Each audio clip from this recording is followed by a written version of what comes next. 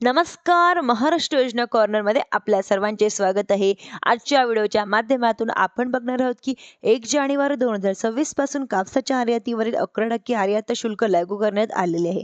म्हणजेच की आता गेल्या 2-3 दिवसांपासून कापसाच्या बाजारभावामध्ये सुधारणा दिसून येत आहे व भविष्यामध्ये कापसाचा भाव सुधारील व का शेतकऱ्यांना यांचा फायदा होणार आहे का? म्हणजेच की आयात शुल्क हे असंच राहणार आहे. परंतु अशा प्रकारे अनेक सारे प्रश्न शेतकऱ्यांना मध्ये पडले आहे. तर या संदर्भातील संपूर्ण माहिती आपण आजच्या व्हिडिओमध्ये जाणून घेणार आहोत. त्याआधी तुम्ही जर माझ्या चॅनलवरती पहिल्यांदा आला असाल तर चॅनलला लाईक, सबस्क्राईब आणि शेअर करायला विसरू नका. चला आता तुमच्या जास्त वेळ न घेता आपल्या व्हिडिओला सुरुवात करूया. एकंदरीत अमेरिकेच्या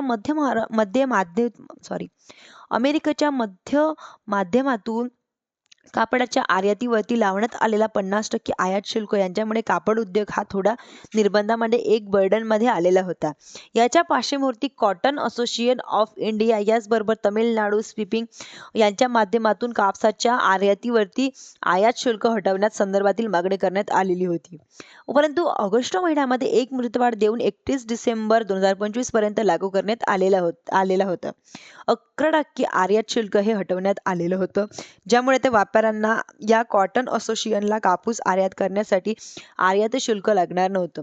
हे आयात शुल्क कायमस्वरूपी हटवण्यासाठीची मागणी देखील या cotton association of India Tamil Nadu की स्पिनिंगच्या वगैरेच्या माध्यमातून करण्यात आलेली होती. परंतु राज्य शासनाच्या माध्यमातून 31 डिसेंबर 2025 पर्यंत आयात शुल्क हटवण्यात आलेलं होतं. म्हणजेच की 1 जानेवारी 2026 पासून आता या कापसाच्या आयातीवरील आयात शुल्क पुन्हा एकदा लागू करण्यात आलेलं आहे. साहजिकच यांच्यामध्ये बाजारभाव सुधारायला सुरुवात झालेली आहे की 100-200 रुपयाने काही बाजारभावामध्ये यांच्यामध्ये फरक दिसून यायला लागलेले आहे. साहजिकच या काळामध्ये म्हणजेच की आयात शुल्क जर लागू नाही झालं तर 10% पर्यंत कापसाच्या बाजारभावामध्ये वाढ दिसून येऊ शकते. यामध्ये आता एकंदरीत आपण जर पाहिलं तर सध्या शेतकऱ्यांकडील बऱ्याच मोठ्या प्रमाणात कापूस हा विकला गेला आहे. म्हणजेच की हमी भावाने शेतकऱ्यांच्या माध्यमातून कापसाची विक्री केली जाते. परंतु आता याच पार्श्वभूमीवरती आयात शुल्क हटवण्यात असल्यामुळे कापसाचे दर जरी शेतकऱ्यांकडे शिल्लक असलेला कापूस परंतु पटीमध्ये बाजार असलेली जागा अतिशय मोठी असणार आहे. त्यामुळे आता CCI जो खरेदी केलेला कापूस आहे, कापूस मात्र चांगल्या दरामध्ये आपल्या व्यापाऱ्यांना विकला मदत होणार आहे. धन्यवाद.